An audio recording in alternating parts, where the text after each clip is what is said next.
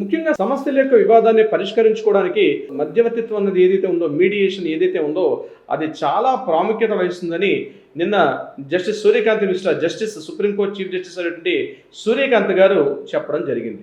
నిన్న యాక్చువల్గా అమరావతి అంటే ఆంధ్రప్రదేశ్లో ఉన్న అమరావతి హైకోర్టుకు సంబంధించి అక్కడ తూళ్ళూరు మండలం పిచ్చుకలపాలెంలో ఒక జ్యుడిషియల్ అకాడమీ యొక్క ప్రారంభోత్సవ సమావేశానికి ఆయన ముఖ్య అతిథిగా విచ్చేసి కొన్ని కీలకమైన వ్యాఖ్యలు కూడా చేయడం జరిగింది.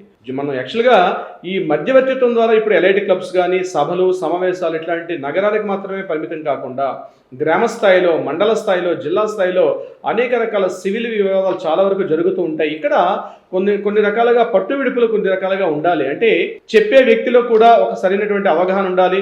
ఇరు వర్గీయులకి మధ్య సమయోచితంగా, సందర్భానుచితంగా మాట్లాడడం వల్ల వివాదాలను చాలా వరకు పరిష్కరించుకోవచ్చు అని కూడా చెప్పడం జరిగింది. ముఖ్యంగా ఆయన చెప్పినట్టు ఒక కీలకమైన వ్యాఖ్య, భారతీయుల డిఎన్ఏలోనే మధ్యవర్తిత్వం ఉన్నది, మీడియేషన్ చేసుకోవడం ఉంది. అనేక సమస్యలకి ప్రపంచవ్యాప్తంగా ఉన్నటువంటి అనేక దేశాల సమస్యల్లో కూడా భారతదేశం మధ్యవర్తిత్వం ద్వారా తొలగించే అనేక కేసులను కూడా ఆయన చెప్పడం జరిగింది. మీడియేషన్ దీనికి అనుగుణంగానే మనం మధ్యవర్తిత్వ చట్టం అని చెప్పి 2023 ఒక చట్టాన్ని కూడా మనం చేసుకున్నాం.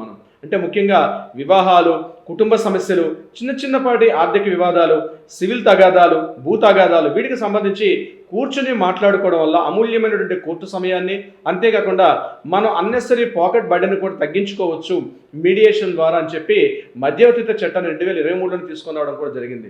ఇది ఇంకా ప్రజల్లోకి పూర్తిగా వెళ్ళలేదు. నేనేమంటానంటే ఇది ప్రజల్లోకి తీసుకెళ్లాల్సిన బాధ్యత ప్రతి ఒక్క అడ్వకేట్ కూడా ఉంది. ముఖ్యంగా నేను చెప్పాలంటే వైవాహిక సమస్యలు, ఈ వైవాహిక సమస్యలు కుటుంబాల మధ్య చిన్న వాటికే పెద్ద గొడవలుగా మారి అగాధాలుగా పెంచుకున్న సమస్య ఇటీవల కాలంలో ఎక్కువైపోతుంది. అయితే ఆయన చెప్పినటువంటి సూర్యకాంత్ గారు చెప్పిన స్టేట్మెంట్ రాబోయే తరాలకు మంచి ఒక మార్గనిర్దేశం చేస్తుంది నేనే చెప్తాను. ఎందుకంటే మీడియేషన్ ఎట్లాంటిది, ఇద్దరు వ్యక్తులను కూర్చోబెట్టుకోవాలి.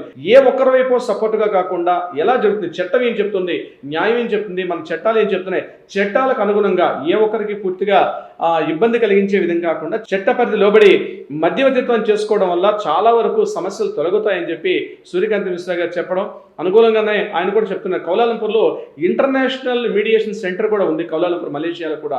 దానికి కూడా నేను విజిట్ చేశానని, అక్కడ చూసినట్టు ఆ సెంటర్ని చూసి నాకు చాలా ఆశ్చర్యం అనిపించింది చెప్తూ, తొందరలోనే భారతదేశ వ్యాప్తంగా ఈ చట్టాలు, ఇవి న్యాయాలు ఉన్నప్పటికీ కూడా మీడియేషన్ చట్టాన్ని కాస్తంత వెలుగులో తీసుకురావడం వల్ల కొన్ని సమస్యలు తొలగుతాయని చెప్పి ఆయన చెప్పడం కూడా జరిగింది.